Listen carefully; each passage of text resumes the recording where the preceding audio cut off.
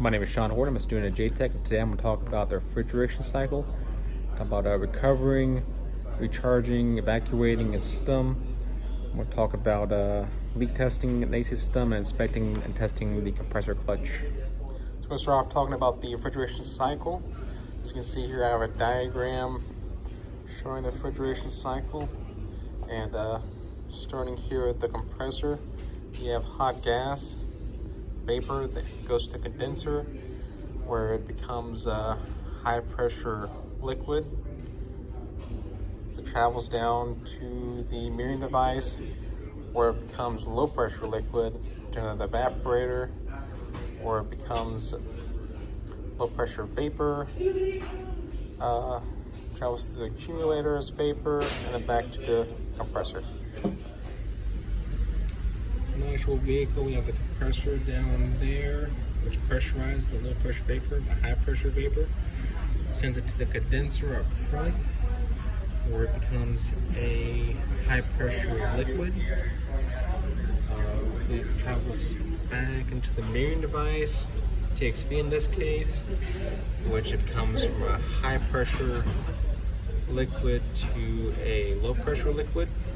Travels in the evaporator, which is in the cabin, where it boils and becomes a low pressure gas. And from there it gets sent back to the compressor to start over again.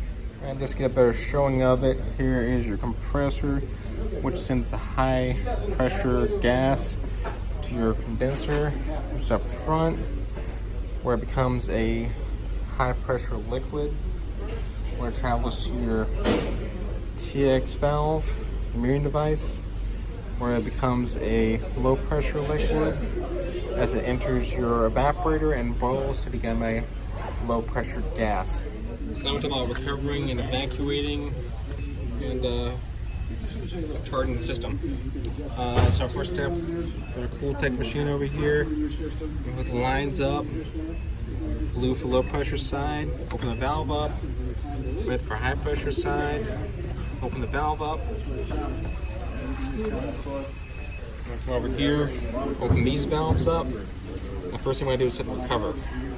So right now we got in recovery mode. It's processing right now at about 8 ounces now. Let it go until it stops. It recovered everything. You can see here recovery is completed. We have 15 ounces recovered, which is well low of what it should be. About 23 ounces. Once the refrigerant is fully recovered, we're going to come over here and we'll hit the vacuum. Now it must be fully done with the recovery before we start the vacuum, but once we hit the vacuum button, we're going to choose a time.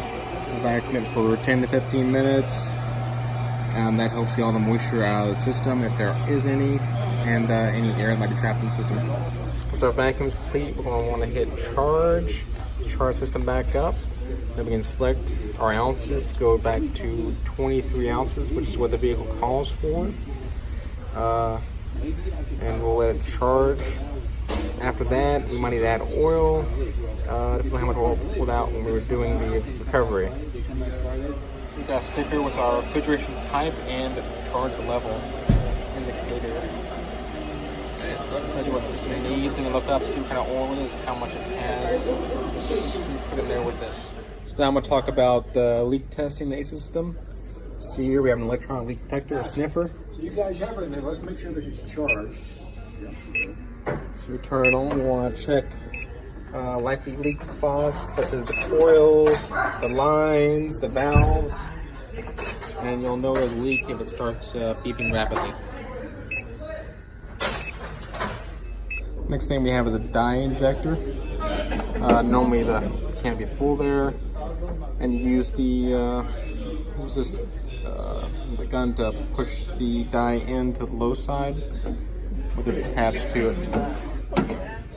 As you can see here with the fluorescent dye, you use a UV light and special glasses. It really shows up well just how bright a leak is, so you really pinpoint where it's coming from. Now I'm going to talk a bit about testing and inspecting the compressor clutch. See here I have a diagram for the HVAC.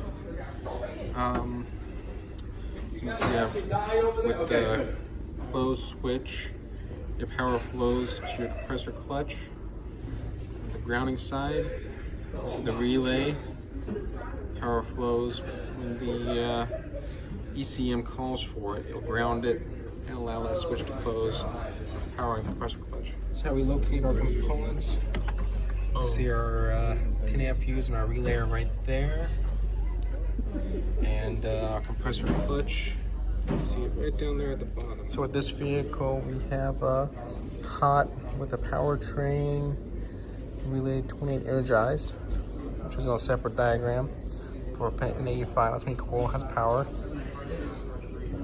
And for our fuse and our pin 30 on the relay, it's gonna be hot at all times. I'm gonna go ahead and jump the relay out so we can test the clutch and see if it's working. And you hear it engaging right there. So we know that if it's providing power, but it's not working, then it's probably the relay. For my real quick bench test on this relay, I've got leads hooked up to pins 85 and 86. Power on one side of the battery, ground the other. As you hear, it's clicking as pins 30 and 87 are closing. So if we need to check for supplied voltage at the compressor clutch, at location A, put our voltmeter, a positive lead on the A side, or negative lead on the non-ground, and it should give us 12 volts at this location. That location is down on the compressor. When you unhook the connection, electrical connection, it's on the actual compressor itself. You can access those points. So do an ohm check on our compressor clutch. You're going to want to put your meter on ohm, hook it up to both sides, A and B. It should give you a value. Rule of thumb is 3.5. We can look at the specs to find out. And again, it's an electrical connection right there on the compressor. Pull that off and put the leads right up to it. With that voltage drop test on the positive side, we can go from our fuse, that 10 amp fuse down there. Hit that right there, and then voltage drop will go down to the compressor itself and the electrical connections. Again, you want 100 millivolts or less when the vehicle is running and active. So we're doing a voltage drop test. The power side of the clutch, you can put it on the fuse, and you'll lead at point A. And check the voltage drop there. It should be pretty low. I would say 100 millivolts or less. And we're doing a voltage drop test on the ground side. We can hook it up on side B and then to the ground. And it should also be 100 millivolts or less. It's important to realize when the voltage drop, we have the circuit engaged and active. As you notice in the diagram here, we have a diode for compressor clutch.